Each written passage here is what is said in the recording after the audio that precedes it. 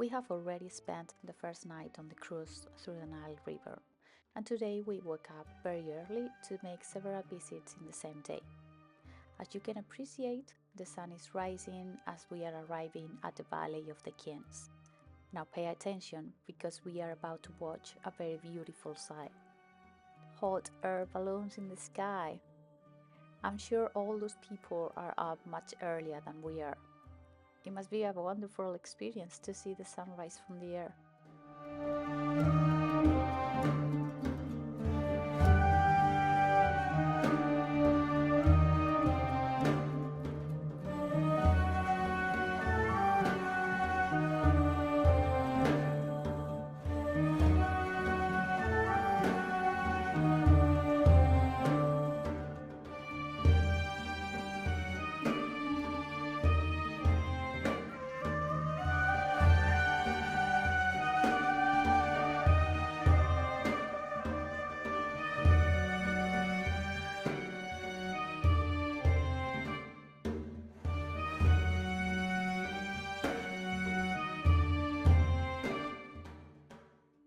So, the Valley of the Kings, located on the west bank of the Nile River in Upper Egypt, was part of the ancient city of Thebes and served as the burial site for nearly all the pharaohs of the 18th, 19th, and 20th dynasties, from Thutmose I to Ramses X. There are 62 known tombs inside the Valley of the Kings, each with a unique design and decorations. The kings of the New Kingdom feared tomb robbery, so they concealed their tombs in a secluded valley in the western hills.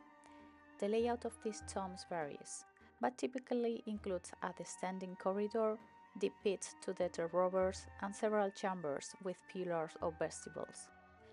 At the end of the corridor is a burial chamber with a stone sarcophagus where the mummy was placed, surrounded by other storage chambers for the king's belongings in the afterlife.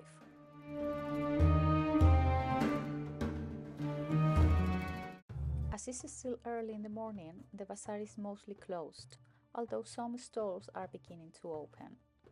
These types of bazaars are common in tourist areas, offering similar items across all locations. I mention this so you don't feel compelled to buy at the first place you visit. Typically, these visits are tightly scheduled, so it's best to ask the guide when you'll have free time for shopping. Keep in mind that bargaining is necessary as prices are often inflated.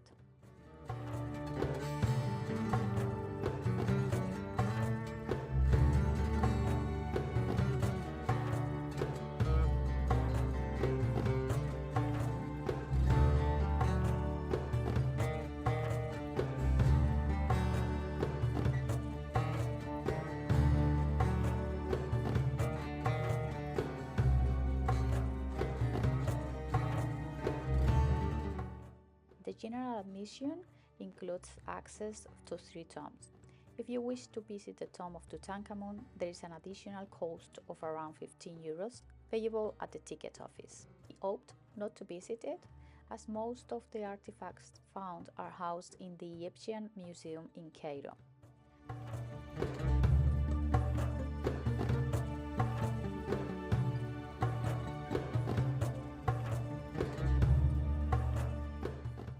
Upon entering the compound, baggage will transport you to the area of the visitable tombs, constantly shutting back and forth.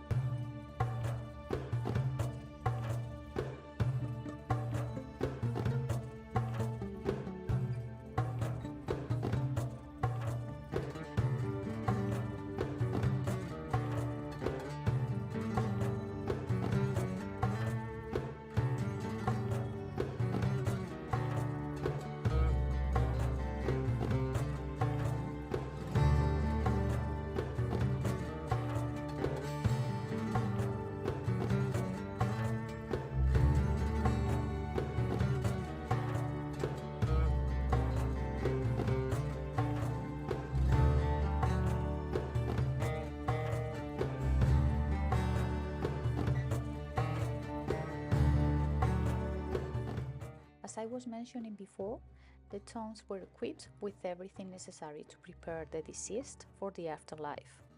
The body was mummified to preserve it for the eternal soul's use. Each tomb was filled with material goods, from treasures to everyday items like clothing, furniture, as well as food and drink for feasts in the afterlife.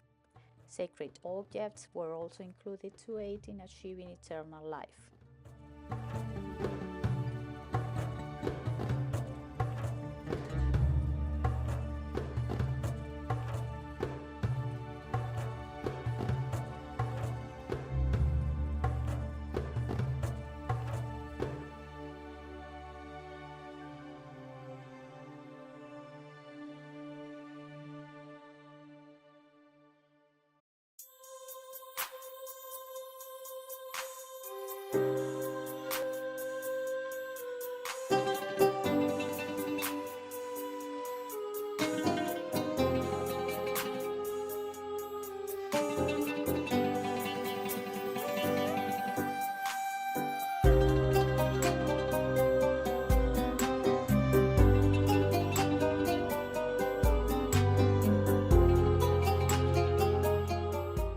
Our first stop is the tomb of Ramses IX, situated in the central part of the valley.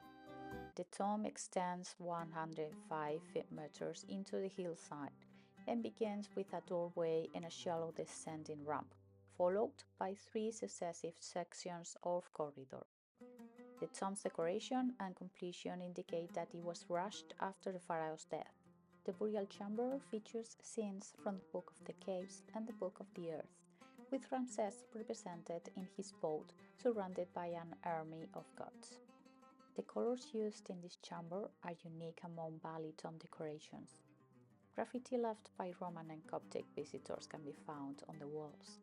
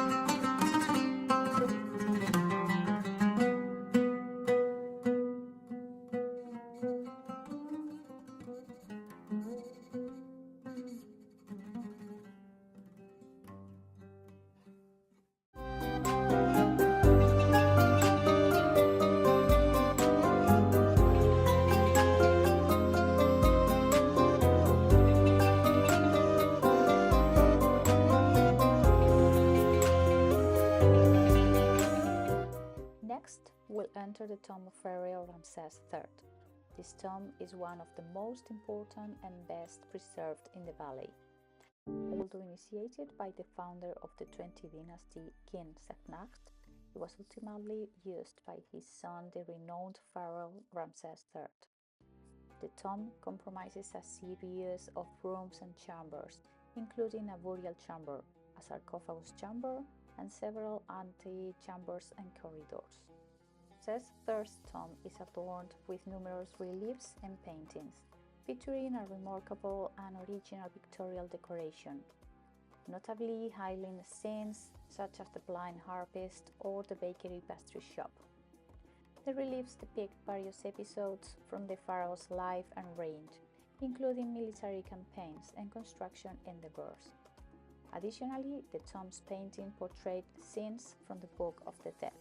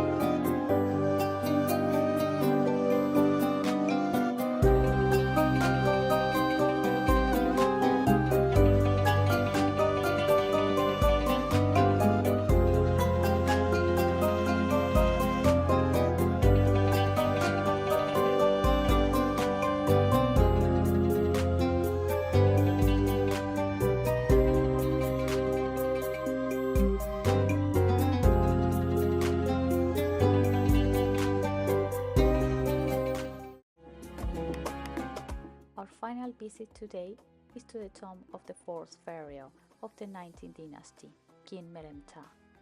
This tomb features a simplified design that influenced later royal tombs. In this tomb, a straight shaft is utilized, a feature present in all the subsequent royal tombs. Meremta ordered the removal of the door jambs to facilitate entry to the large outer sarcophagus, thereby reducing the downward slope and increasing the width of the area. Additionally, there is an entrance corridor of considerable length and a small funerary shaft. Meremtaf's tomb is the last to include this feature. Throughout the various corridors of the tomb, we encounter depictions of the winged sun disk, flying vulture gods, and fragments of books such as the Book of the Dead or the Book of the Gates. Additionally, there are images of the king accompanied by several deities. The burial chamber features interior stairs and 8 pillars, adorned with further scenes from the Book of the Gates and the Book of the Caves, and the ceiling is decorated with astronomical motifs.